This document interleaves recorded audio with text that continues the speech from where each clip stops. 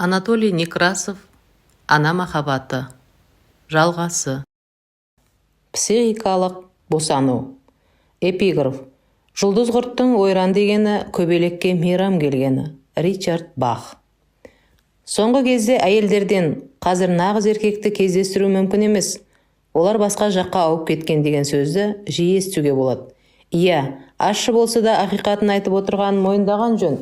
Шынында да нағыз еркектік қасиеттерді, күш қайратты, қайырымдылықты, ерік жігерді, кеңпейілділікті, жасампаздық пен жолы болғышты әсіресе бір жігіттің бойынан таба қою біршама қиындау. Мұның себебі неде? Міне осы жерде де тағы негізгі себеп шамадан артық ана махаббаты. Соның салдары жетілмеген психикалық туыттар болып табылады. Бұл құбылысқа анықтама бермес бұрын әуелі өмірден алынған мысалдардан келтірейін. Менің қабылдауыма Симеон келді. 48 жаста екен, бойы биік, денесі шымыр, әдемі жігіт. Тіпті оның басында проблема бар деп ойламайсың да. Симеон бір қарағанда әдеттегідей өмір сүрген, отбасындағы кенже бала еді. Айтпақшы, анасы өзінің махаббатын аямай үйіп төксе де, балалар қолдан келгенше ерте үйленіп немесе тұрмысқа шығып үйден кетіп қалуға, әлдебір алыс жерге қоныс аударуға тырысады. Егер оның сәті түсіп орайы келе қалса, онда тағдыр жүгі жеңілдейді. Ал енді Симеонға үйдің кішісі ретінде ана қамқорлығының бүкіл тегеурініне төзуге тура келді. Оқитын институтын әке-шешесі таңдады. Ол үйге жақын болды. Жігіт ақылды, шешесінің зор мақтанышы еді. Осының өзі баласына бұрынғыдан бетер байлап матай түсті. Әйтсе де ол қыздармен ортақ тіл табыса алмады. Анасының бет қаратпас ықпалына бола жас жігіттің алдында ауыр тағдыр күтіп тұрғанын айқын аңғарылды. Кез келген пенде сияқты Симеонды жазмыш жақсы көріп, жолын ашқысы келді де, басқа амал таппаған соң әртүрлі әдіспен оны анасының езгісінен құтқарып қалуға тырысып бақты. Шешесі ауыр сырқатқа шалдықты, бірақ дәрігерлер оны ажалдан уақытша арашалап қалды. Міне осы жерде тағы бір қияңқы сұрақ туындайды. Сырқаттың себебін түсінбестен ажалдан арашалап қалу арқылы олар ізгі іс тындырды ма деген. Ал әйел енді өз ауруының желеуімен ұлын алысқа аттап бастырмады. Дәрігерлердің көмегінің салдарынан ахуалы бұрынғыдан да ушыға түсті. Шын мағынасындағы ізгі ниетпен де тозаққа жол тартылады екен кейде. Жазмыш табанды түрде әйелге белгі беруін жалғастыра берді. Әлде ұлыңды еркіндікке босатып жібер, әлде өзің жаһаннамға жөнеле бер деп ишаралады. Әйел екінші жол таңдады. Көп кешікпей бақиға аттанатынын түйсінген ол, ұлына бір қалыңдық тауып беріп, соған үйленуге иландырды. Бала шешесінің психикалық тұрғыдан тәуелді болса, анасы оның тірлігін оп-оңай басқара береді. Кейбіреулер бұғаудан бұлқынып шығуға талпынады, бірақ бұл әдетте сәтсіз аяқталады. Көбінесе осының салдарынан сүйіспеншіліктен емес, асығыстау бас құрайды да, немесе әбден зәрезеп қылған қамқорлықтан іргесін аулақ салуды ғана ойлап, басы ауған жаққа кете барады.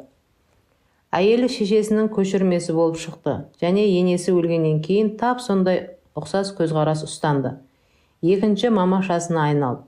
Ол әйелінің марқұм шешесіне біртіндеп ұқсап келе жатқанын, тіпті сыртқы кейпі, ой пікірлері, сөзіне дейін аумай қалғанын көріп таң қалды. Бұл отбасындағы қарым-қатынаста тиісті шамада өрбіді. Олардың арасында алып ұшқан сүйіспеншілік те, алданыш қылар бала-шағада болған жоқ. Мұндай жағдайда жиын орын алатын жайт, әйелдің түпсанасында күйеуі баласы сияқты көрінді, ал бұл әйелін анасы ретінде қабылдады. Олар ерлі-зайыпты адамдар сияқты энергияларын жұптай алмады. Жұмысында да осыған ұқсас жағдай қалыптасты. Мұны өзінің қамқорлығына алған, қалтадағы еркек ретінде пайдаланғысы келген бастық әйел пайда болды. Иә, өзі де қаптаған мамашалар құрсауынан сытылып кете алмады. Алайда жастық жалын мен табиғи инстинкттер өз дегенін істетеді. Ол бір қызды кездестіреді. Екеуі кездесіп жүрді. Жігіттің біртіндеп сезімі ояна бастады. Махаббат өзінің қасиетті борышын адал атқарып, аналық сезім қуаты бірте-бірте саябырси берді. Ал ақырында жұмыс орнын ауыстырды да, бойында жасампаздық жігер тасыды.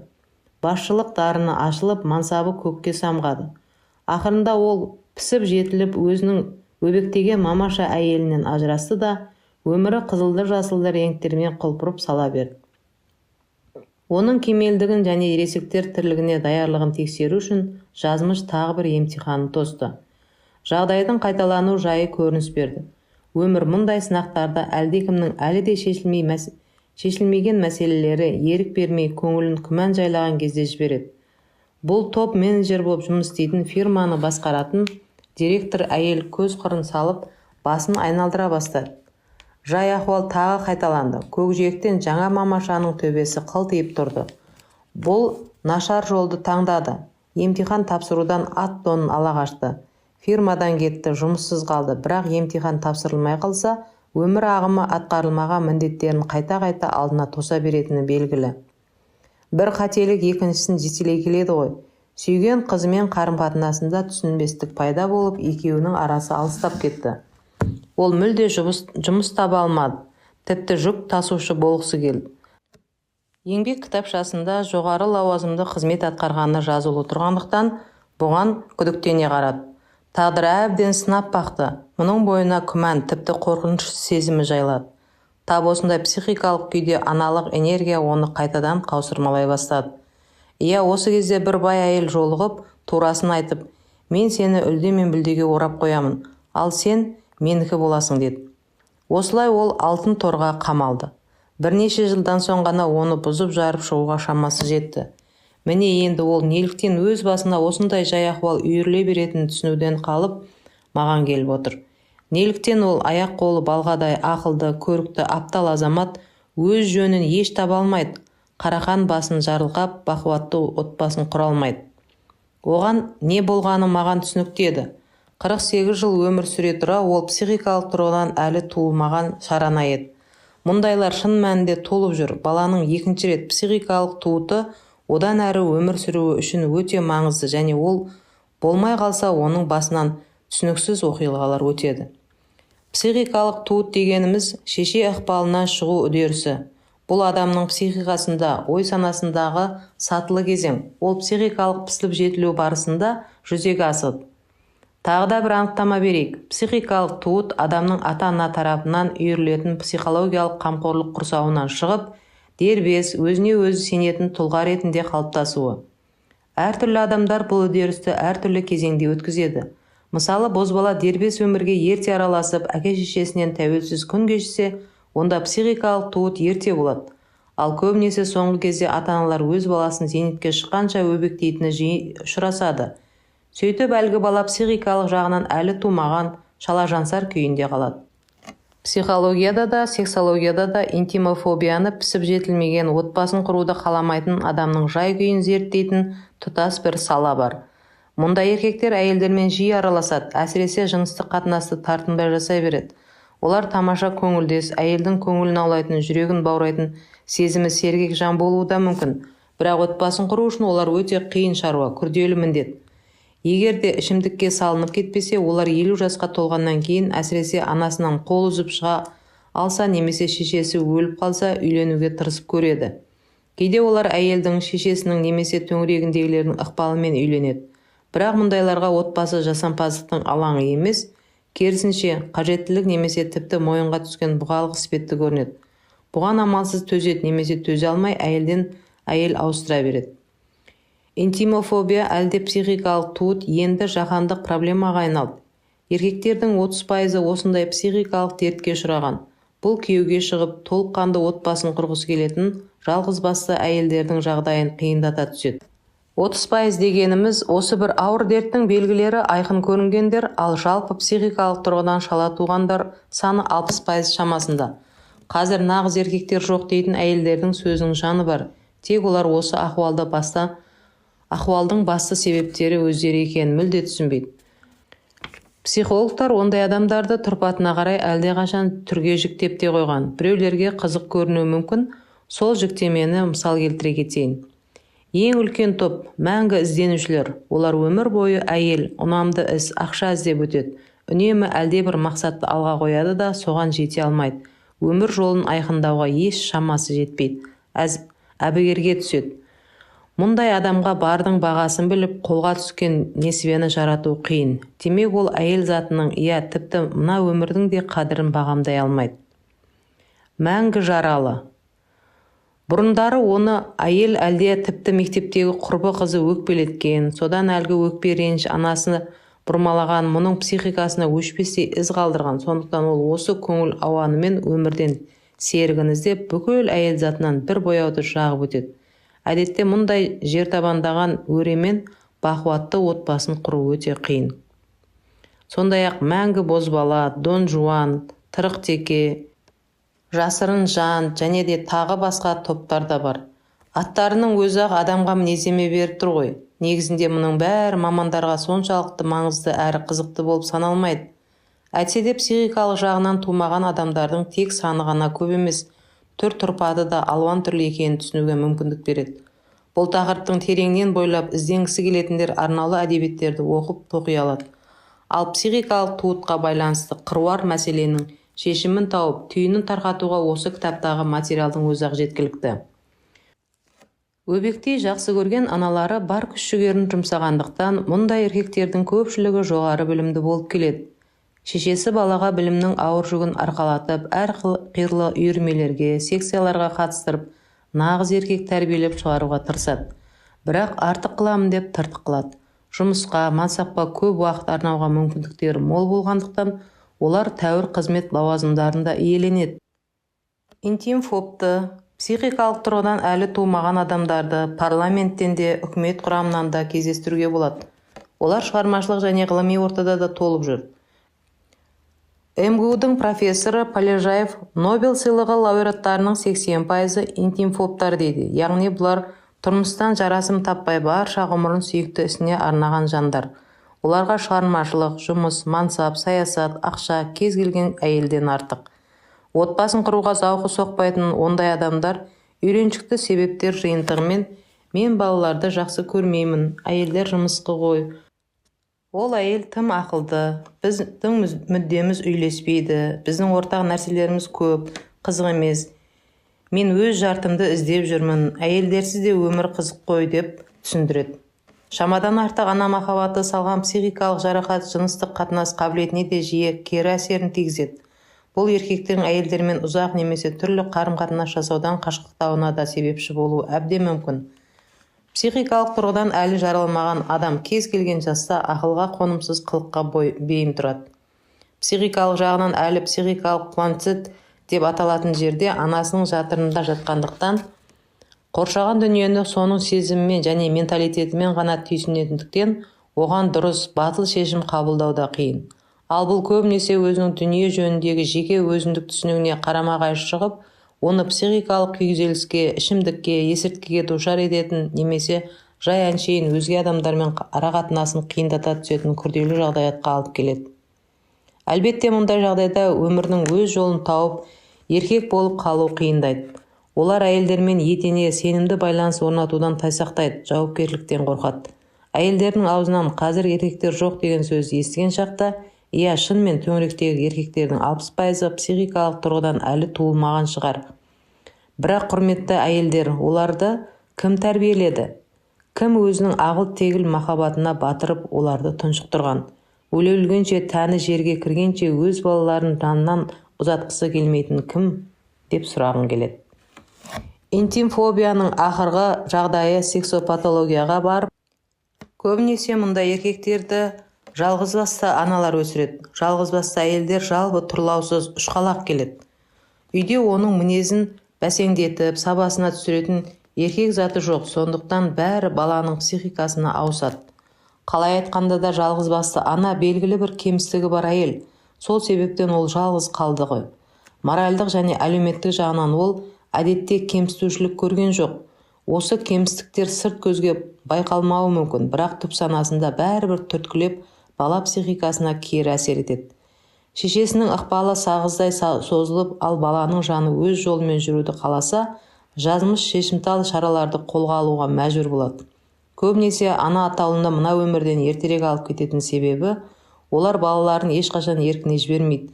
Өз бетінше өмір сүрулеріне кедергі жасаудан қайтпайды. Тіпті о дүниеге аттанып кеткенде де ана шіркін ардақ тұтқан перзенттерінен айырылмайды. Көп кешпей оны өзімен бірге ала кететін оқиғалар да талай ұшырасты. Немесе мәселе басқаша шешіледі. Ол баласын аналық сезімі аумайтын басқа бір әйелге табыстайды.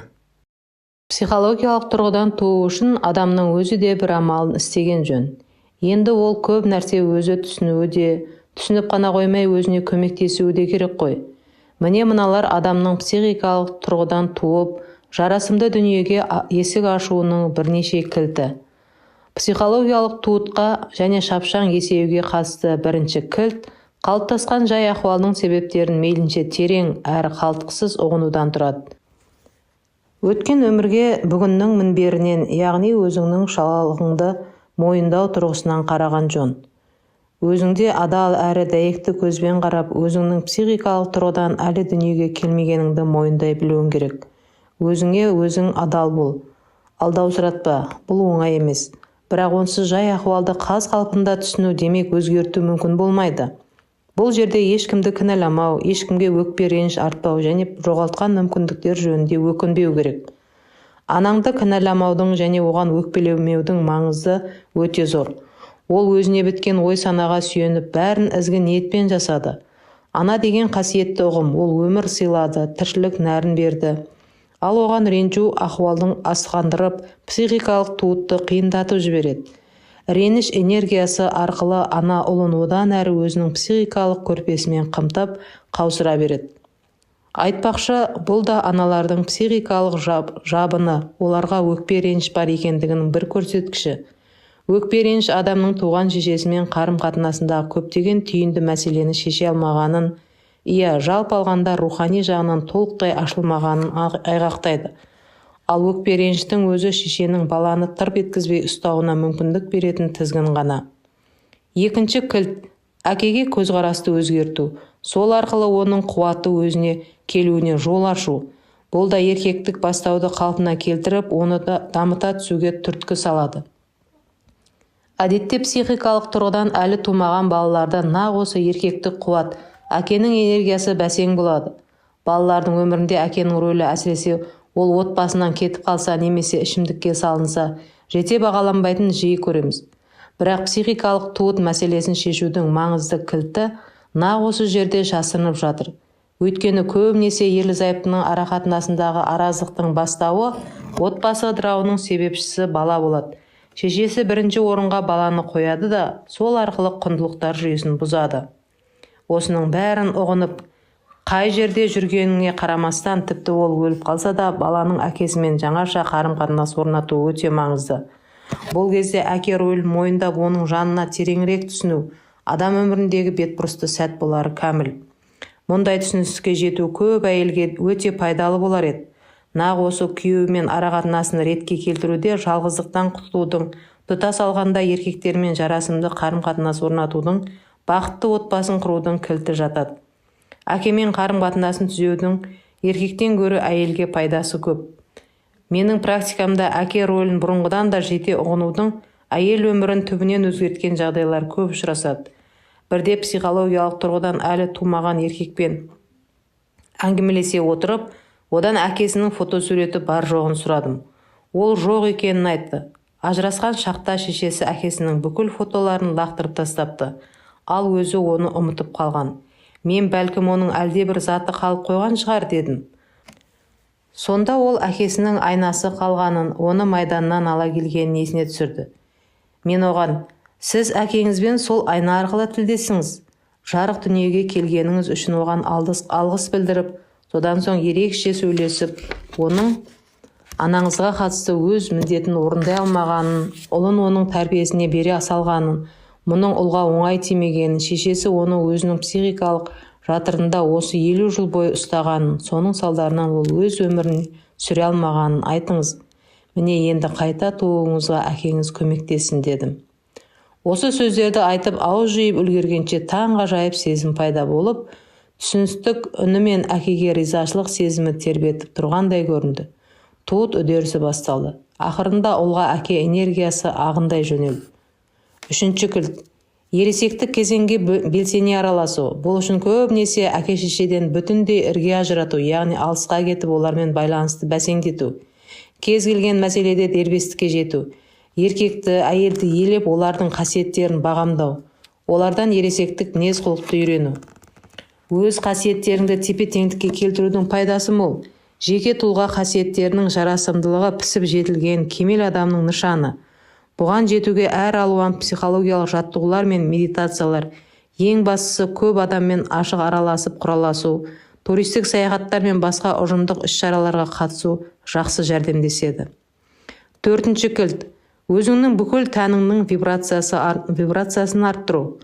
Бұған физикалық денені, ой-сананы және сезімдер арнасын тазарту, рухани даму, өзін және өмірдегі жолын өзі түсіну, ізгі істер ойлары мен сезімдері өзіне, адамдарға, жаратушыға сүйіспеншілік арқылы жетеді. Осының бәрі өз үнін асқақтатып, үні әлдеқайда төмен ана энергиясының ықпалынан шығып кетуге мүмкіндік береді. Негізінде осындай сипатта жазған нәрселерді кез келген адам ұғынып, жүзеге асыра береді. Бұдан да дербес әрі бақуаттылау өмірге барар жолда тек жалқаулық қана кесе көлденең жатып алуы мүмкін. Еркектің психикалық туытына қасындағы әйелі көп көмектеседі. Өзімнің кітаптарымда, сөйлеген сөздерімде және семинарларда әйелдерді өз күйеулерін тууға үндеймін. Сонда мен оларды нақ осы психикалық туытына көмекке келуін мегзеймін. Соңғы кезде бұл нағыз өмірлік өзекті мәселеге айналды. Әйтпесе адамзат қауымы өркениет өресіне әйел қылықты еркекпен және еркек құлықты әйелмен баруы мүмкін. Еркекті қалай туады? Еркектің қасында таза әйелдік қасиеттер көрсету керек. Оның еркектік қасиеттеріне ұдайы назар аударып, жалпы өз бойындағы еркектік атаулы құрмет сезімін дамытқан жөн. Соңғыла әрі биязы болу өзінің қалайтын әйелге, еркектің жүрегіне қалайтын әйелге ауадай қажет кілт міне осы. Бұл кітапта баяндалған ілімдер көңіл қалаған әркімді бақытты өмірге жеткізер кілтті тауып алуына мүмкіндік берер хақ. Тіпті баласы 60 жастан асып кетсе де, өз бойында оған деген шамадан артық аналық сезімі бар аңқылдаған әйелге не істеу керек? Мұндай қадамдарды да кілт деп атайық. Бұл шынында да шынайы түрде жақсы көріп, есі сүйетін аналарға арналған кілттер. 1-ші кілт. Анығын айтсақ, балаға бағышталған осынау сезімдерде махаббат аздау болады. Онда өзімшілдік, өзінің кәрілік кезеңінде қамтамасыз ету ниеті, орындалмай қалған армандарын жүзеге асыруға талпыныс, баланы бақытты етуге зәрулік, түгелдей меншіктеу пиғылы бар. Өзінің аналық сезімі туралы шынын әрі турасын айтудың өзі жартылай, ал кейде толықтай табысқа жету. Осы хақында балаға да жиі айтқан жөн. 2-ші кілт. Осы аналық сезім негізінде бұған дейін қандай қиындықтар туғанын немесе болашақта қандай проблемалар болуы мүмкін екенін дәйекті түрде көре білу қажет. Шынайы махаббат ешкімге және ешқашанда қиындықтар мен азапты ауыртпалықтар алып келмейтінін ұғынған жөн.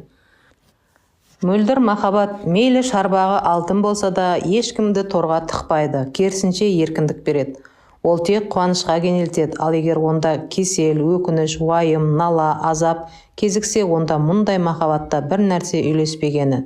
Тек бақытты ата-аналар ғана балаларын бақытқа бөлей алатынын әрдайым есте ұстаған абзал. Қалыптасқан ахуалды дәйекті түрде көріп, оны шешу жолдарын белгілеу 2-ші кілт. 3-ші кілт. Балалар мына өмірге әке-шешесінің емес, өздерінің міндеттерін орындауға келген дербес жандар екенін және олар ата-ана алдында ешқандай міндетті емес екендігін ұғыну. Өз ұрпағын жалғастырып, өз қарттық шақтарын қамсыздандыру үшін ата-аналардың өздері өмірге алып келді ғой. Олардың балалық шағын еске алсаңыздар, балалар бізге көл-көсір қуаныш сыйлады ғой. Ал егер қуаныштан басқа жайлы жағдай орын алса, оны балалар емес, ата-аналар жасап қойды. Иә, олар қажет еткен махаббат кеңістігін жасай алмаса, соның салдарынан көптеген проблема туындайды. Осындай түсінікке арқа сүйей отырып, ұлыңызды немесе қызыңызды босатып, өмірге сүйген адамына еркін жіберіңіз. Олардың тірлігіне кесіріңіз тимесін. Ақылға жүгініп, толық бостандық беріңіз. Ал егер балалар бөлек тұрса, оларды өзіңіздің ұстазыңыз, жазмыш, сіздің орындалмаған міндеттеріңізді көрсетіп беретін айнаңыз сияқты қабылдаңыз. Иә, балаларға үйретпеңіз, олардан үйреніңіз. 4-ші кілт.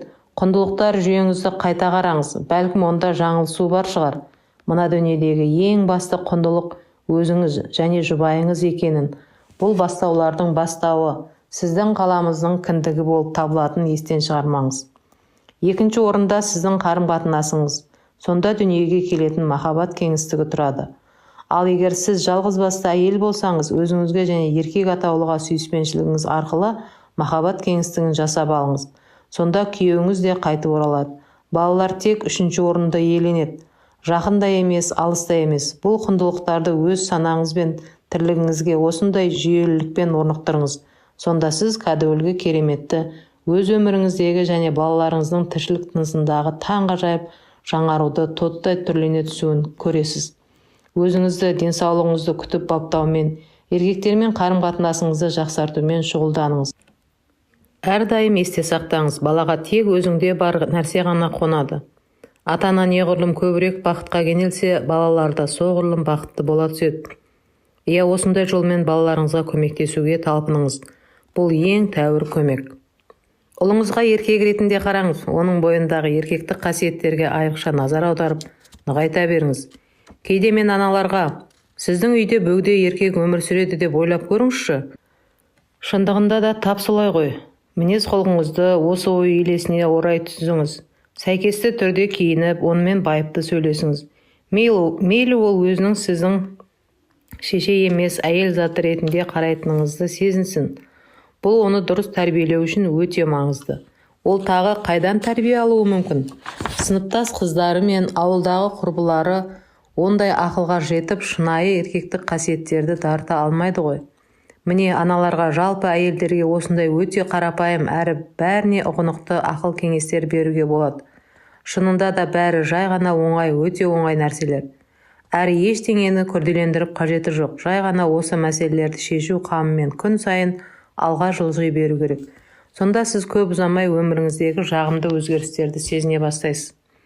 Егер әйел өзінің жан дүниесін тыңдаса, психикалық туытын сезінер еді. Олар әртүрлі көрінеді. Бұл өміріндегі әлде бір айқын сәт немесе әлдеқандай оқиға болуы мүмкін. Содан соң өзіне үзілді-кезілді. Жә, болды енді. Ұлым, не болмаса қызым. Олар енді дербес адам дей алады. Немесе әлгі үдеріс ұзақ та елеусіз өте шығып, кенет баланың дербестік дерегін байқап қалады. Бұл оның әке-шешесінің ығынан үйінен кетіп қалуына байланысты болуы мүмкін. Ал кейде үйінен кетпей ата-анасымен бірге тұрып жатса да, бала енді ешкімге тәуелсіз болып шыға келеді. Бір әйел өз қызының психикалық тұрғыдан туу үдерісін тәнімен сезінді. Қызының 12 жасқа толған туған күнінде ол тура дүниеге келген сағатта әрі тап сол минутта әйелдің етеккірі келе бастады. Ал бұның алдында едәуір кідіріс болып, организм құдды бір сәтті күткен сыңайлы. Содан соң тағы да бір өзгеріс қызын өзінен алыстап кететінін, бой жетіп есейгенін түйсіну сезімі пайда болды. Әдетте психикалық туытты бастан өткізген баланың дербес өз бетінше өмір сүруге шыққан сәтін ұмытпайды. Осы мәселені тереңірек түсіну үшін өмірден алынған тағы бірнеше мысалды қарастыруды ұсынамын. Игорь 56 жаста, Мәскеуде тұрады. Түбегейлі психологиялық туыты 56 жасында бізбен әңгімелесу барысында болды. Мұндай өзгеріс кейде табан астында өтеді. Бұл кезде жаңа туған жанның ғана емес, оған жәрдемдескен адамның бойында да таңғажайып сезім туындайды. Отбасында 2 жігіт өмір сүрді. Үлкені мектеп бітірген бойда шешесінің қамқорлық құрсауынан сытылып шығуға тырысты. Институтқа түсіп, жатақханаға орналасты. Содан соң тез үйленіп, әке-шешесімен байланысын үзуге тырысты. Бірақ шеше қыспағы бәрібір оның тағдырына да салқын тигізді. Ол әлі күнге дейін перзент сүйе алмай жүр. Мен бұрын алапат ана заң энергиясын, бала туғызу функциясын бөгеп тастайтынын айтқан едім. Медицина өкінішке орай мұндай өзара байланыс жөнінде ештеңе білмейді. Әйтсе де әлгіндей себептерді жоя отырып, көп адамның перзент сүюіне жәрдемдесуге болады. Мұны тәжірибе растап жүр. Кіші ұлға тым қиындау соқты. Ағасы отбасынан кетіп қалған соң бүкіл аналық сезім бұған ағылып төгілді. Жатақханаға кетіп қалуына рұқсат бермегендіктен әке-шешесімен бірге тұрып институтта оқи берді. Әлбетте қыздармен еш байланысы болмады. Аналық сезім энергиясын ешкім аттап өте алмады. Есесіне ол ұдайы бақылауда жүрді. Әке-шешесі де алаңсыз бейқам күн кешті. Мұнда да оқиғалар дамуының классикалық нұсқасы қылаң берді. Игорь отбасының кенжесі еді. Ал кенже балаға көп жағдайда сүйіспеншілік пен көңіл молдау бөлінеді. Ата-ана балаларына теңдей қарауға қалай тырысса да кенжесіне бәрібір көбірек бұйырады. Басқаша жағдайлар болуы да мүмкін, бірақ ол тек қағиданы қуаттай түседі. Егерде ең сүйікті кенжесі ұл бала болса, жай ахуал тіптен ушыға түседі. Одан әрі бәрі әдетте тап осы оқиғадай өрбиді. Институтты бітірген соң ол еңбек бөлінісі бойынша алысқа кетуге сұранды. Бірақ шешесі ол жақта да тыным бермеді. Ұлы туралы ұдайы ойлап, жиі хат жазу, телефон шалу арқылы бұның әр қадамын қадағалап отырды. Кәсіби білігін жүзеге асыру үшін әрекетінен ештеңе шықпады да, ол Мәскеуге қайтып баруға мәжбүр болды. Сөйтіп тағы да шешесінің энергиялық өрісінің құрсауына түсті. Шешесі әрине үйлену қажеттілігі бәрі жұрттықындай болуға тиісті жөнінде айтудан кенде болмады. Өзінің құрбы әйелдерінің селбеусімен бұған қалыңдық та тауып берді. Әдеттегідей әйелі мінез құлқы жағынан шешесінен аумай қалды. Әйелі бірден тізгінді қолына алды да, бұл көнбіс келіншектің аузынан айтқандай қолайлы болып шықты. Өйткені анасы сондай негіз жасап қойды ғой. Келіншегі фирманың директоры, ал күйеуін бұғалтыр етіп алды. Сөйтіп Игорь екі әйелдің өрісіне қамалғандай күй кешті, бірақ бұл ұзаққа созылған жоқ. Жас әйел енді енесін тықсыра бастады. Көп кешікпей шешесі дүниеден озды. Шешесі бұл ұлының еркіндік бастауын бұзып кетті. Оның да балалары болмады. Біршама уақыттан соң Игорь басқа әйелмен көңіл жарастырды. Әйелінің баласын уысында ұстап отырғанына сенімділігі соншалық, тіпті онша алаңдай қойғанда жоқ.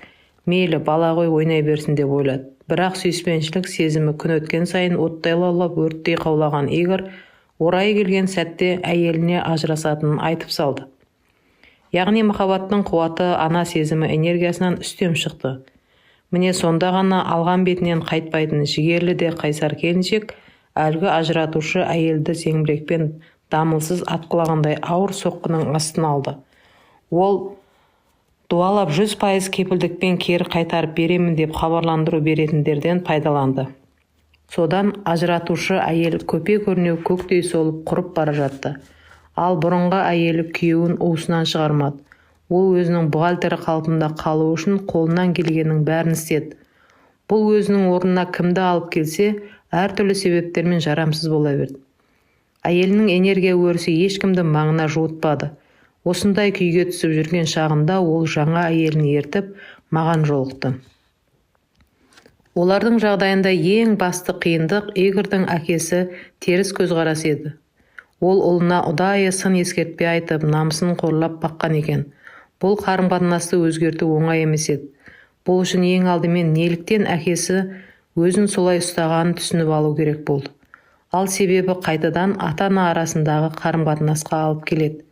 Шешесі күйеуінен гөрі баласына көбірек көңіл бөліп, шамадан артық сезімін арнаса, әкесі бейсаналы түрде қызғанып, балаға кәрін төге беретін белгілі.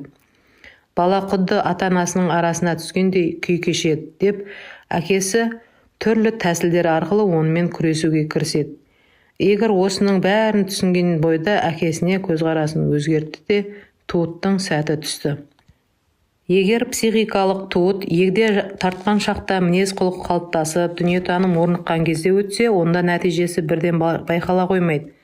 Қайткенде де ананың психикалық жатырында өткізген 10 шақты жыл тіресіп бағады.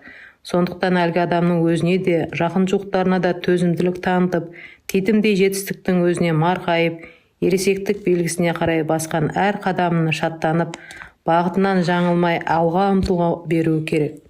Осы айтылған мысалда жаңа туған бөбектің жанында сұңғылы әйел жүреді. Ол туыт барысын өте сергек сезініп, жан-жақты жәрдемдесті. Соның арқасында психикалық жағынан жаралау салыстырмалы түрде шапшаң әрі тиімді өтті. Олар тіпті қала сыртына шығуын, шағын жер телімін сатып алды да, еркек сол жерге үй салумен рахаттана айналысты. Бұл оның пісіп жетілуі, кемелдену барысын жеделдете түсті.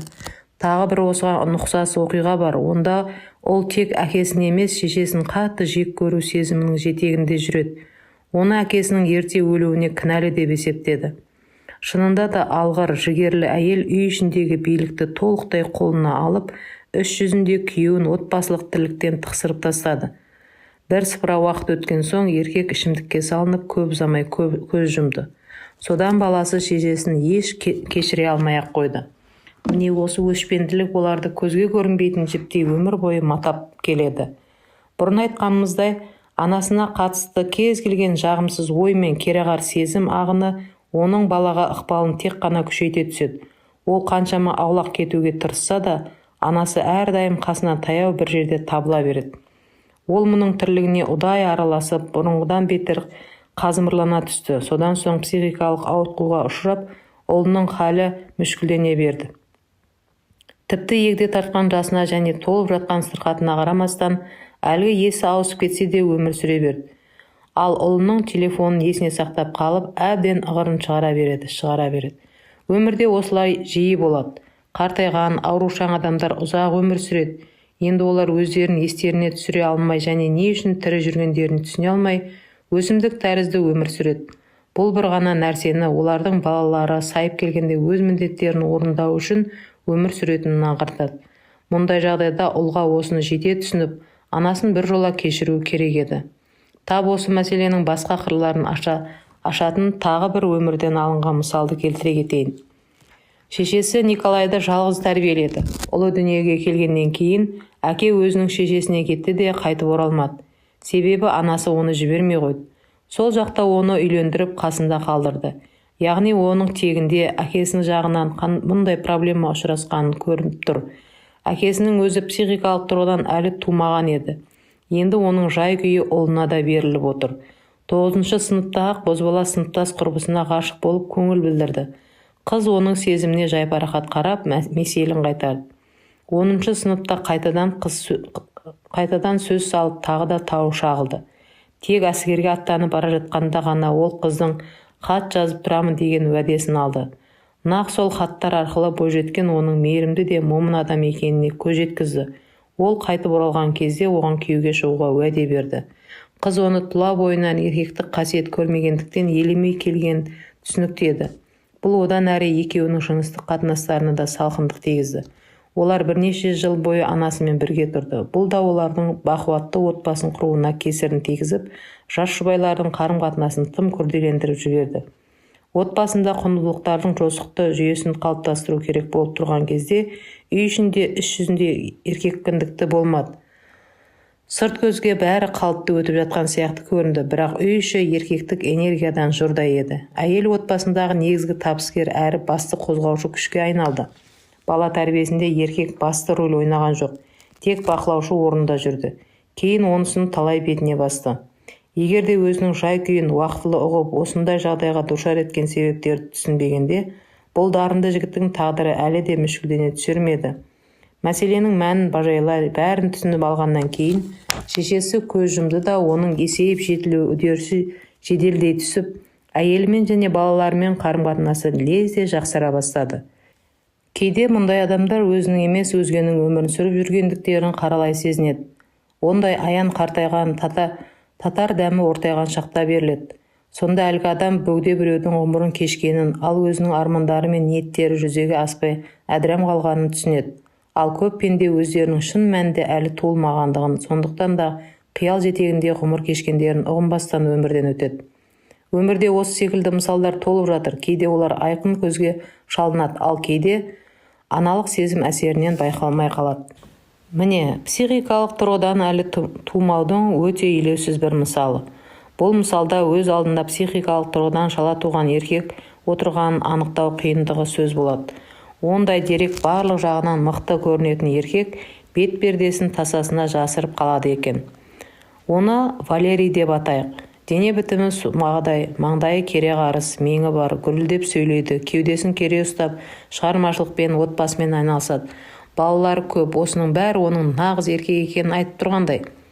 Жақын таныса келе, оның басқа өте нәзік, көзге шалына бермейтін, бірақ осы адамның өзге қырларын алдымызға жайып салатын қылықтарын біртіндеп көре бастаймыз. Мен оның өз көзқарасын табанды, тіпті тіресе қорғайтынын байқадым. Әрі бұнысы ақмақтықтан шалығы емес еді, ол ақылды адам. Жазмыштан озмыш жоқ, пәниден бәрі баянсыз екен, осыған орай ешбір көзқарас соңғы сатыдағы ақырғы ақиқат бола алмайтынын да түсінеді. Демек, мұндай үзілді-кесілді оның мінез көрсетуі еді. Сол арқылы өзін өзі танытқысы келеді. Ал өзін-өзі танытқысы келетіндердің дені мына өмірде жолы болмағандар, ішкі жан дүниесіне әлі шешілмеген мәселелер барлар. Оның баласы көптігі мақтанышпен әрі жиі айта беретінін де осыны аңғартады. Еркектердің бала туғызу арқылы өзінің мықтылығын дәлелдеуге тырысатын көп кездесетін жағдай. Әрине бұл бала туғызудың бірден бір себебі емес, әйтсе де тым жиі ұшырасатын, ал кейде басты себепке айналатын құбылыс екені белгілі. Оның тағы бір баласы 20 жыл бойы айналысып, әлі күнге дейін жүзеге асыра алмай келе жатқан шығармашылық жобасы бар екенін мәлім болды. Бұл да оның психикалық тұрғыдан әлі тумағанын, шарана екенін айғақтайды. Рухани жатырда жатқан адам өмір шындығын шымырқай қабылдайды. Оған өз көзқарасы бойынша баға жетпес құнды идеяларын іске асыру, кәдеге жарату өте қиын. Жұрттың бәрі олардың пайдалылығы мен данышпандық жемісі екенін көре алмай тұрғандай көрінеді. Еркектердің көбі ұзақ жылдар бойы, тіпті өмір бойы әрқилы жобаларды толғап жүреді. Олардың әртүрлі инстанцияларға апарып өз жобаларының аса құндылығын көре алмайтын топас мисыз адамдарға өкпелеп кәрін төгеді. Ал жоба уақыт талабын ескермеген немесе өміршең емес, бірақ мұндай авторлар өмір шындығын дәйекті түрде байыптай алмай, бүкіл өмірін әуре сарсаңмен өткізеді. Мына дүниеде танылмаған данышпандар мысалы көп кездеседі. Әпенділер дүниенің әрін кіргізеді, бірақ көп ретте әпенділік әлгі алаңғасардың өзіне, әсіресе олардың жақын жуықтарына азап шектіреді. Мұндай адамдардың туытына жәрдемдесу керек, сонда ғана олар өз қабілеттерін іске асырып, біздің өмірімізге молырақ қуаныш пен пайда алып келеді. Өйткені олар өте дарынды жандар ғой. Жалпы алғанда адамдардың барлығы дарынды болады. Тек ата-ана мен қоғам көбінесе сол таланттарды балшыққа батырып жібереді. Валериймен әңгімелесу барысында оның шешесі бір беткей адуын әйел болғаны, күйеуін табанына таптап тастағаны мәлім болды. Әйел ұлын өте жақсы көрген, бірақ ол осы отбасына әкесінен гөрі табандылау мінез құлықпен келген еді. Сондықтан ол шешесінің қасына барынша қарсыласып бақты. Ұдайы шеше билігіне қарсы күресіп тіресу баланың мінез құлқын ширата шыңдап өмір майданына жауынгер етіп шығарды. Содан ол барлық нәрседен өзінің күшін, өзінің мінезін нығайтатын жол іздейтін, үнемі өзін танытып, дәлелдеуге тырысып әрекеттенді.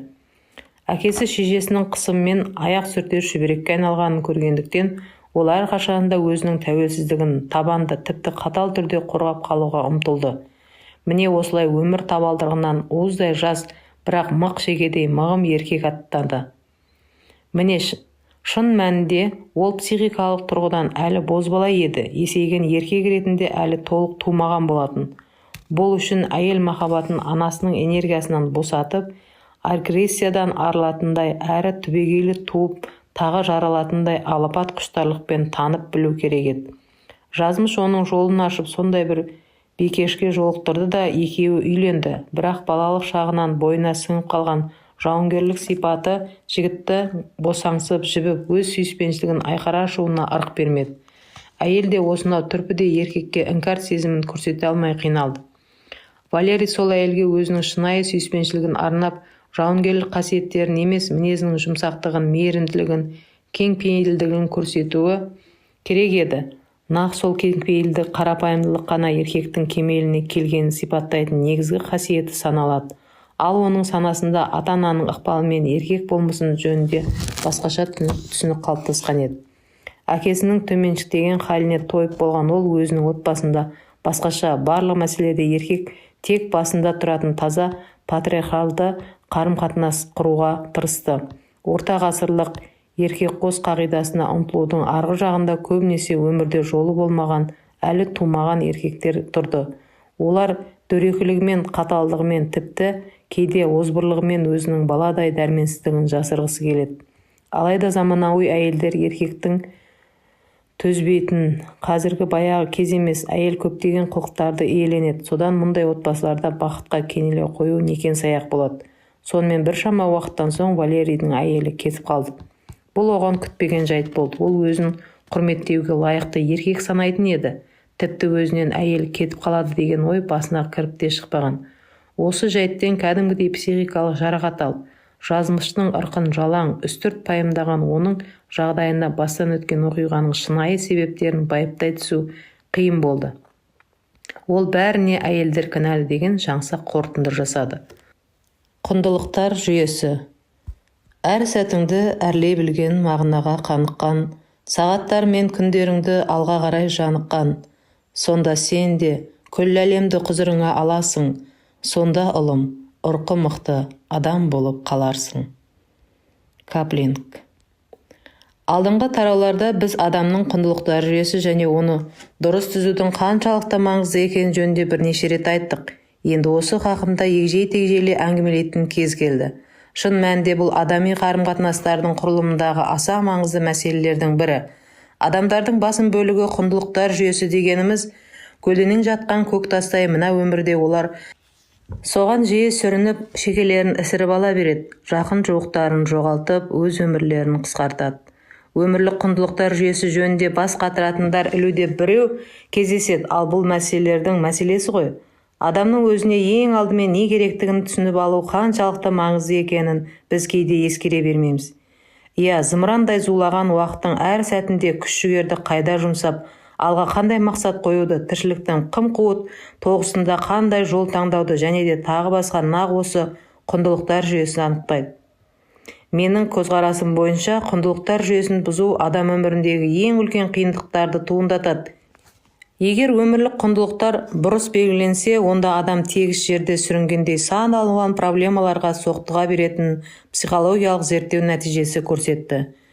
Шындығында да адам өзінің құндылықтар жүйесін құрып, оны мейлінше дұрысырақ, яғни шындыққа сәйкестендіріп жасаса, жеке өмір жолында жақсы жағына қарай таңғажайып өзгерістер бола бастайды. Одан әрі сіз ұсынған құндылықтар жүйесінің табиғилығы көресіз. Әрине өмірдің барлық нәрсе сияқты құндылықтар жүйесі сананың жай-күйіне байланысты болады. Біз қалай ойласақ, солай өмір сүреміз. Баз біреулер үшін құндылықтар жүйесінде тек нақты материалдық заттар жиынтығы, тамақ, киім-кешек, баспана, ақша болады. Басқа біреулерге әлгілердің мән мағынасы жоқ, олар тек рухани құндылықтармен өмір сүреді. Екеуінің көзқарастарын салыстырып, дұрыстығын безбендеудің мәні жоқ. Әрқайсысы өздерінің сана сезімдеріне қарай күшікке енеді. Әуелі барша адам үшін маңызды ортақ құндылықтар жөнінде айтайық. Әр кезең, әр заман өзінің құндылықтар иерархиясын орнықтырады, және бұл түсінікті де. Эволюция жүріп жатыр, адамзат қауымы есейіп, жетіліп келеді. Бұл тарауда біз сананың әрқилы жай-күйіне арналған құндылықтар жөнінде сөз қозғаймыз. Мейлі әркім оған шығармашылықпен келіп, өз санасына сәйкес келетін жүйесін құра берсін. Екінші жағынан талғау мүмкіндігіне ие болу үшін басқа құндылықтар жүйесінде білген пайдалы. Егер оқырман құндылықтар жүйесінде алуан тіршілік сипат бар екенін, әрі олардың дұрысы мен бұрысы болмайтынын, тек адамның өз міндеттерін жүзеге асыруы үшін жұмыс істейтіндері және жұмыс істемейтіндері ғана болатынын түсінсе, бұл тарау өз міндетін орындаған болып шығады. Міне қарапайым мысал, жұрттың көбі ең тиімді қарым-қатынас дегеніміз ең ұзақ, тіпті өмір бойына жететін қарым-қатынас деп есептейді. Ал бұл солай ма? Кейде қас-қағым сәттік жүздесу адам өмірін түбегейлі өзгертіп жібереді. Ол басқаша жағдайға өтеді де, оның шырқау немесе құлдырау кезеңі басталады. Мұндай мысалдар тарихта толып жатыр.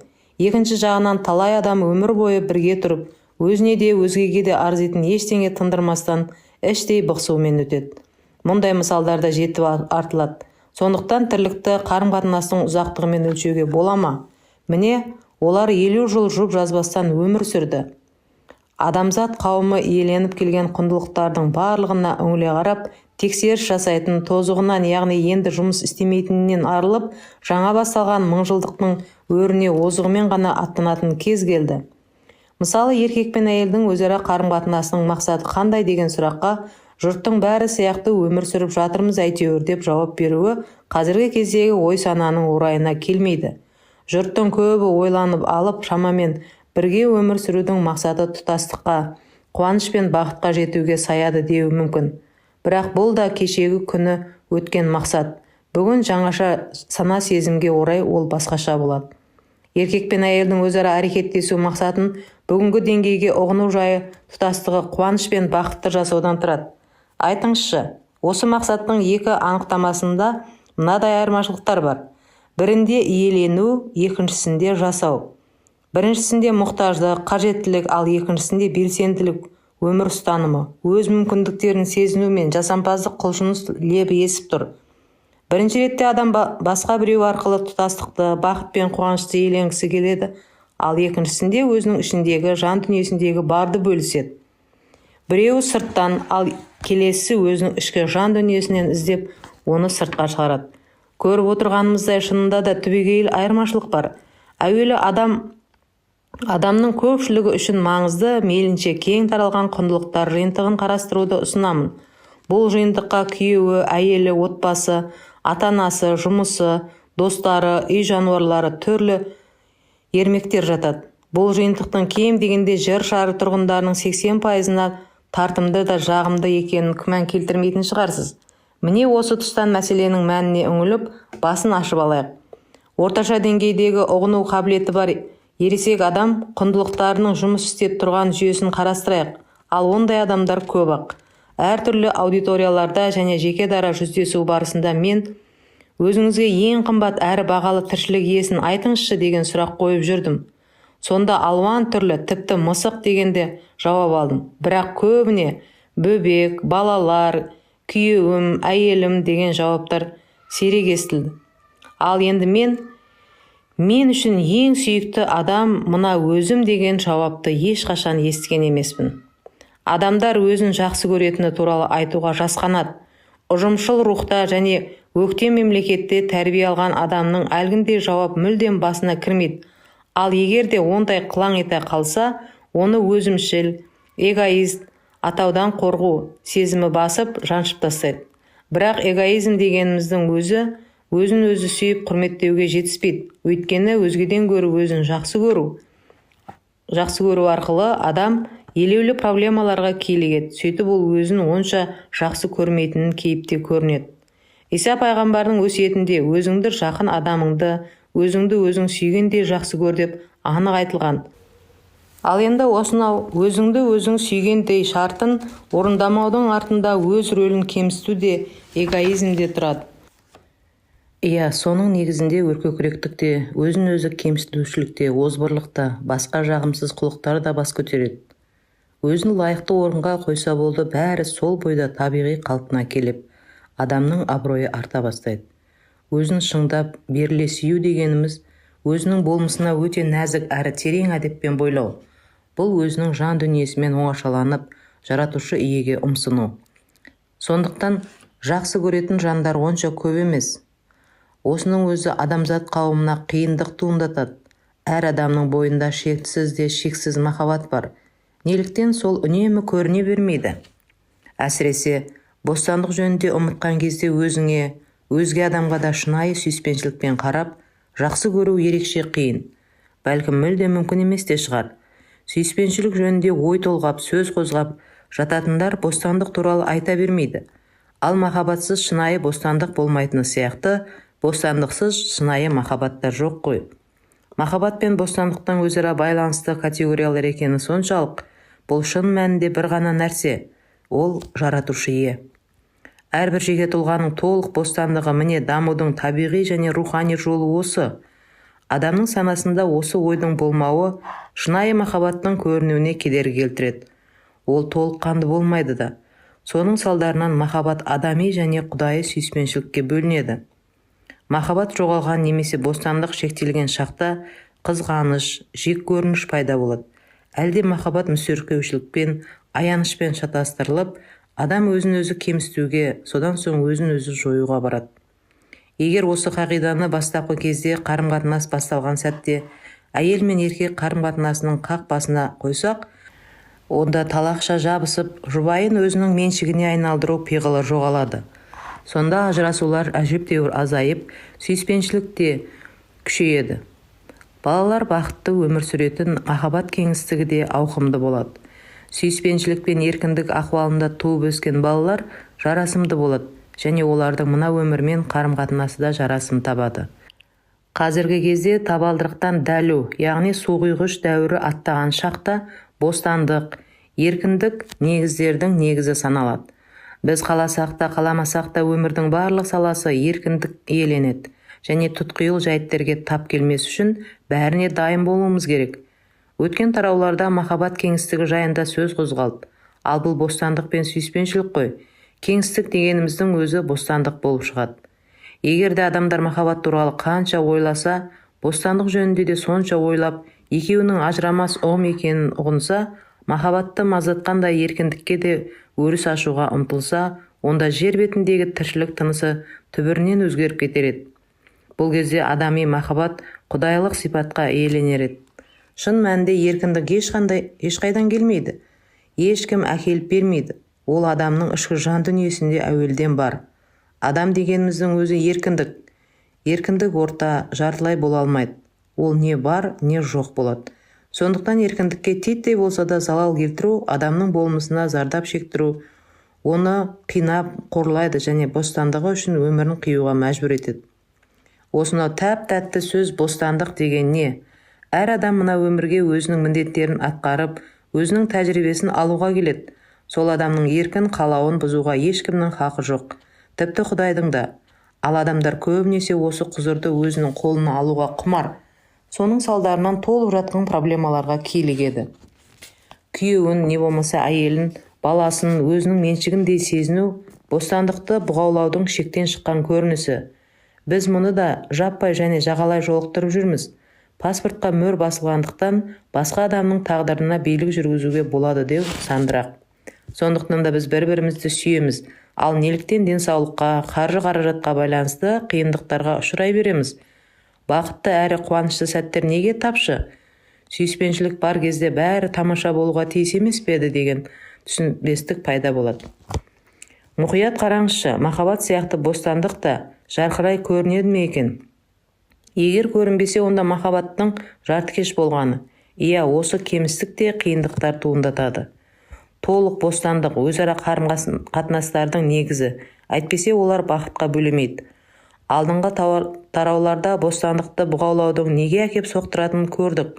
Қасиетті аналық махаббат осы өзінің бостандығы мен өзгелердің еркіндігін бұзу салдарынан өз балаларын жалмауызша құбыжыққа айналдырады ғой. Бостандық жоқ жерде махаббат та болмайды. Мұны әркім жақсы ұғынып, өз өміріне қолдана келгенше көбірек бостандық алып беру керек. Сонда өзіне де, өзгелерге де жеткілікті дәрежеде сүйіспеншілік білдіре алады. Еркіндікті дамытудың өзі сүйіспеншілікті дамыту. Сүйіспеншіліктің артуы тоқтап қалған кезде қараңыз, еркіндік өсіп жатыр ма екен? Көбінесе еркіндіктің тежелуі салдарынан махаббат та маздай алмайды, саябырсып қала береді. Міне өмірде көп кездесетін жағдай. Күйеуі әйелі өзіне көбірек көңіл бөлмесе, одан бір жолата кетіп қалатынын айтады.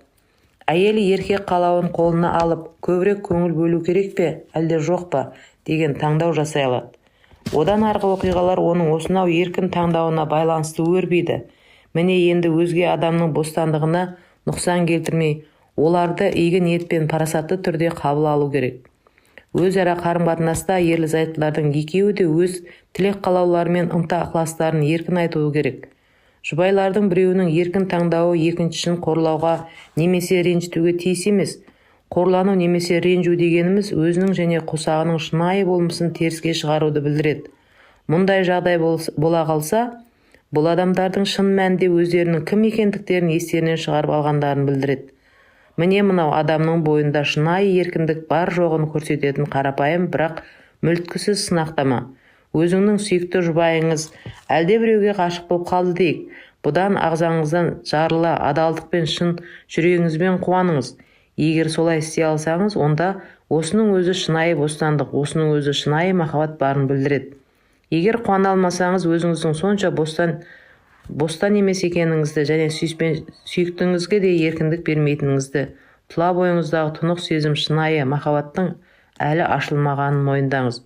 Өзгеге бостандық тек оған жайбарақат қарау арқылы ғана берілмейтінін ескеріңіз. Жақын адамның тірлігіне, өз өміріңізге жайбарақат қарау, жаратушы иенің шапағатынан алыстау. Егер өзіңіз жайбарақат, бейтарап қараған адамның төңірегінде әлде біреу пайда болса, бұл сізден құдіретті күшті Құдай тағаланың теріс айналғанын нышаны. Өз өміріңіз жөнінде жазмыштың жазуы жөнінде ойланғаныңыз жөн.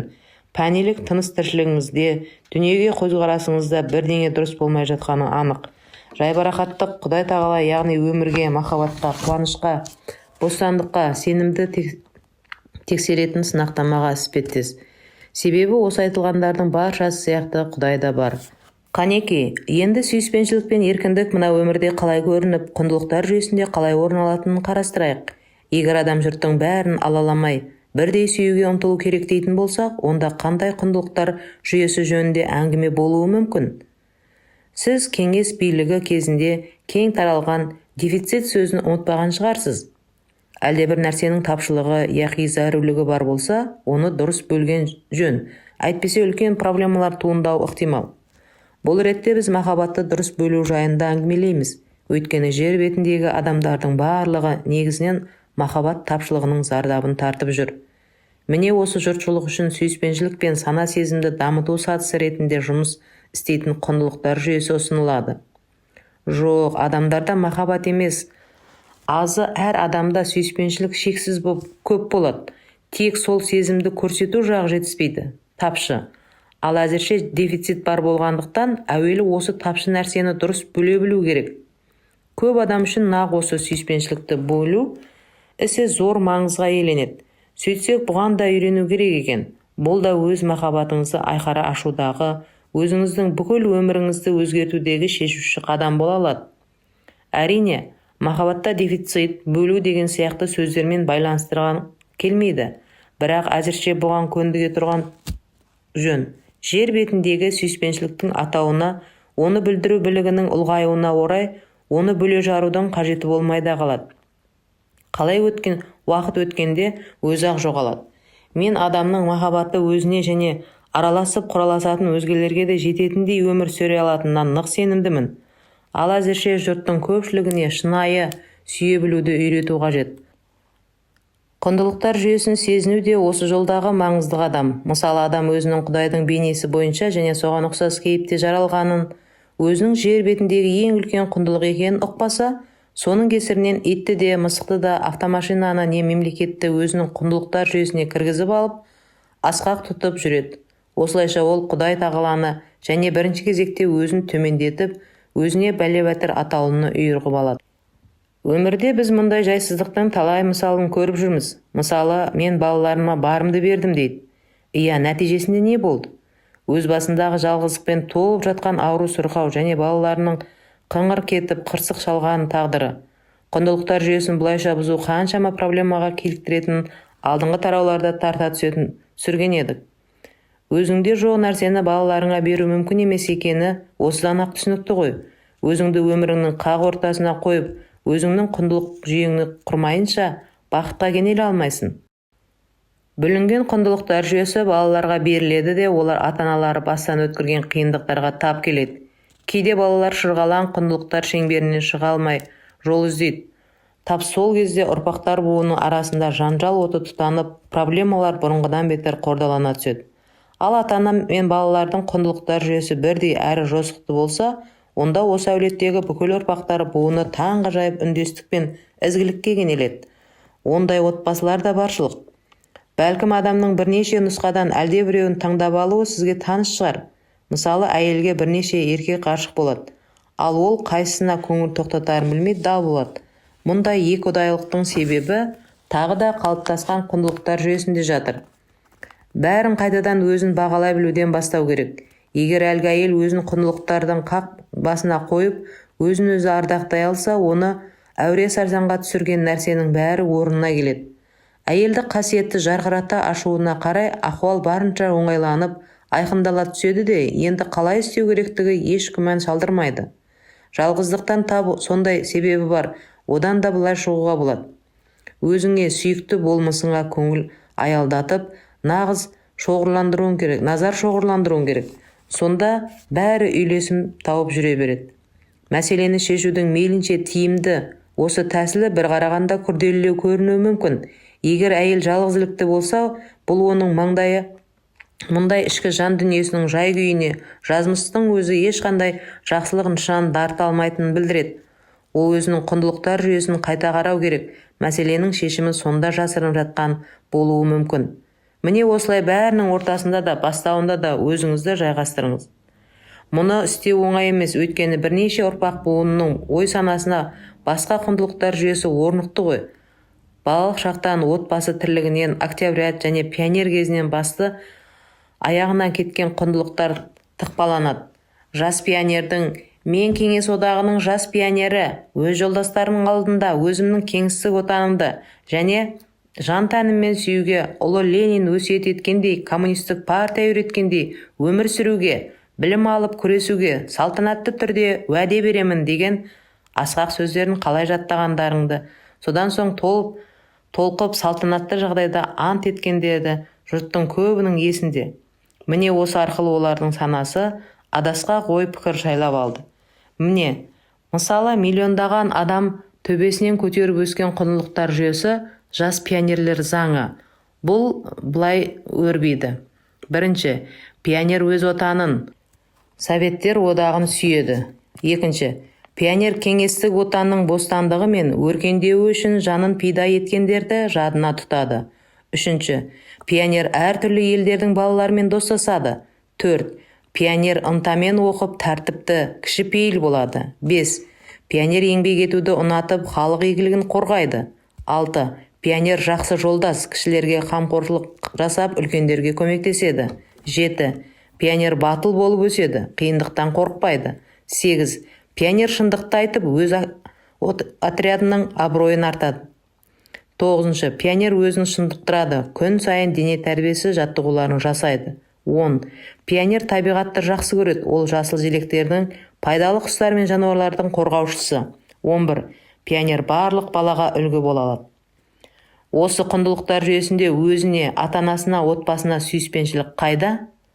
Мұндай құндылықтар арқылы тек тіл алғыш, еңбекқорларды, жанын пида етуге даяр солдаттарды, партияға жан тәнімен берілген мүшелерді ғана даярлауға болады.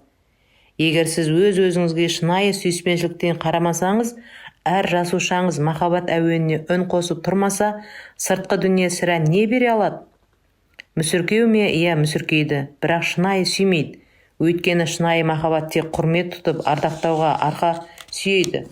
Өзіңізді сүйіп, құрметтеу арқылы сіз өзіңіздің жай-күйіңізді сыртқы дүниеңізге айшықтай көрсетіп, құндылықтарды өз мүмкіндігіңізді жүзеге асыруға жол ашатын иерархиясын қалыптастыра аласыз.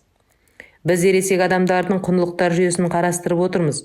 Сондықтан сүйікті адамға арналған лайықты орын болмаса, махаббаттың алғашқы өрісі толық болмай шығады. Өйткені ересек жан ерте ме, кеш пе жұп құруды, қасындағы сүйікті адамның жүргенін қалайды.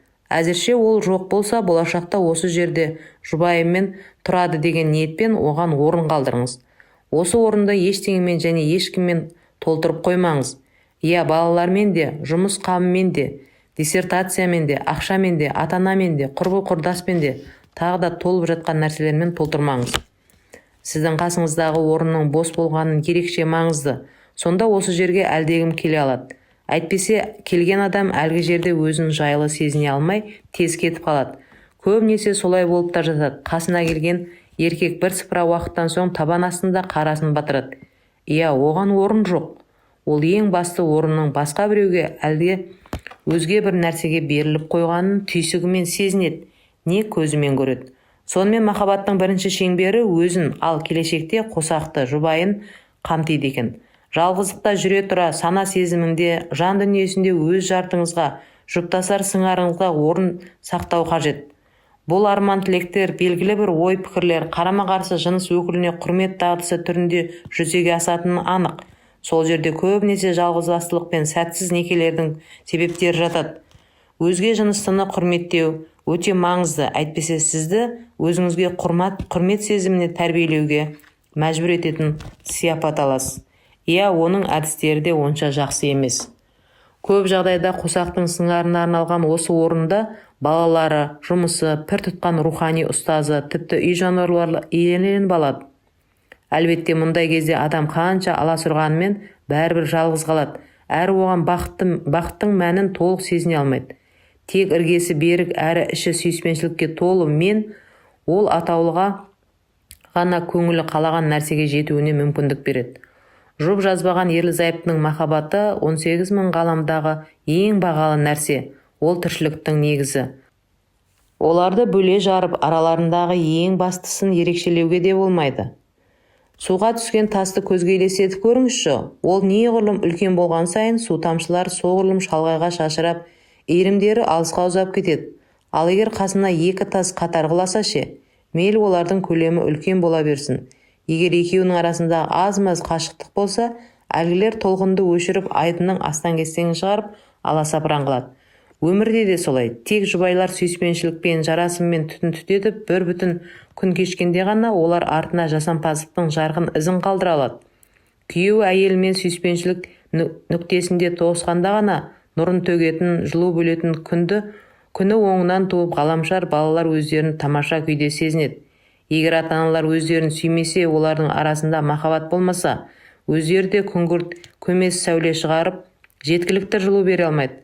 Солардың әлдебіреуі отбасындағы бірінші орынға өңмеңдей ұмтылып, өзімшіл үмітін үрлесе, сыңарын сыйламаса, жарықтың өшуіне, ғаламшарлар, яғни балалардың орбитасының бұзылуына алып келетіні сөзсіз.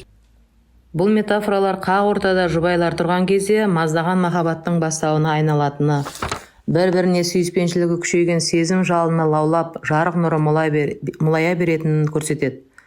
Өмірде орталық жұбайлардан ажырап қалған шеңберлер суретте бейнеленген. Сол бойынша одан әрі құндылықтар жүйесін қарастыра береміз. Дәл ортада ер мен әйел. Бұл жұп. Одан кейінгі шеңбер отбасы, ошаққасы. Үшінші шеңбер балалар. Төртінші шеңбер ата-аналар, туыстар, отан. Бесінші шеңбер жұмыс. Алтыншы шеңбер көңіл көтеру, достар, басқаның бәрі. Осы жұбайлар жасайтын кеңістік екінші шеңбер. Бұл отбасын құрайтын психологиялық, әлеуметтік және экономикалық жиынтық. Бұған тұрғын үйде, отбасы, ошаққасы да деп аталатын бірлесе өмір сүру қалыбына қажетті нәрсенің бәрі кіреді. Мұнда ұсақ-түйек ештеңе жоқ. Жұбайлар төсегіде ерлі-зайыптылар кеңістігін қалыптастыруға әсерін тигізеді. Біздің бабаларымыздың жатын орнын шымылдықпен көлегейлеп, аяққа таптатпаған әсте бекер емес. Тіпті оған балалар да бет алды кіре бермеген. Шымылдық ішінде үшінші адамға орын жоқ. Бөгде затта ілмеген. Әрбір жұбай өзі қажет ететін, әрі қалайтын екінші шеңбер жиынтығын иеленеді. Егер де ерлі-зайыптылар осы мәселеге жеткілікті көңіл бөліп, ілтипаты мен сүйіспеншілігін арнаса, онда отбасы бақытын баянды етуге берік негіз қалайды. Осы кеңістіктің маңыздылығын жете бағаламағандықтан жас жұбайлар отбасылық қайшылықтарды, тұрмыстың су асты тастарына жиі соғысып, қиратылып қала береді. Екінші шеңбердің мәселелерін бірінші орынға шығаратын болса, басқа бір жағдаяттарға жиі ұшырасады. Яғни сүйіспеншілік емес, жұптасуға емес, керісінше отбасын құрудағы басты нәрсе деп, үй жасауға, отауын сайлауға иек артады. Отбасы дегеніміз кешенді ұғым, оған жұбайлардың кеңістігі кіреді. Ал одан соң енді балалары да қосылуы мүмкін. Көбінесе бастапқы кезде отбасын құру мақсатын алға қойып, өздерінің бүкіл ой аңсарын, сана сезімдері мен іс-қимыл әрекеттерін соған бағыттайды. Кездестірген адамын бірден отбасы эталонымен өлшейді. Егер отбасын құру мақсатында бірінші орынға шықса, онда да құндылықтар жүйесі бүліне бастайды. Әуелі еркек пен әйелдің арасында сүйіспеншілікке суарылған қарым-қатынас орнатылып, жұп құрған жөн. Әйтпесе материалдық кеңістік сияқты отбасы құрылуы мүмкін. Ал ондай отбасында мейірім, махаббатқа толы ахуал бәрібір орнықпайды. Ал соның салдарынан болжап білудің өзі қиын. Материалдық базаны жасақтау мәселесі алға озған кезде отбасы тұйыққа тіреліп, жазмыштан жырақтап қалатындықтан тиесілі қиындықтарға тірелуі мүмкін. Ал жазмыш жырыла қашып, жырақ кетуді ұнатпайды. Бірлікке жетелеуге тырысып, қаламның осынау бөлініп қалған бөлігіне барынша әсер етіп бағады. Егер отбасы мүшелерінің біреуі ғана материалдық салаға ерекше көңіл аударса, онда ерте ме кеш пе жұп ішінде шиеленіс пайда болуына, тіпті ажырасуға дейін алып келеді. Егер әйелі материалдық қамтамасыз етуді бірінші орынға қойса, бұдан да күрделілеу ахуал туындайды. Мысалы, ол ақшаны еңбегіммен тауып бала-шағаны асырау үшін маған жұмыс керек дейді. Бұл ретте құндылықтар жүйесі тұрпайы түрде бұзылады. Өйткені әйелдердің басты міндеті сүю ғой. Өзін және еркекті сүю керек. Сонда осы кеңістікке кірген күйеуі де қажет нәрсенің бәрін, соның ішінде жұбайлардың материалдық игілігін жасауға атсалысады. Мәселенің табиғи шешімі осы.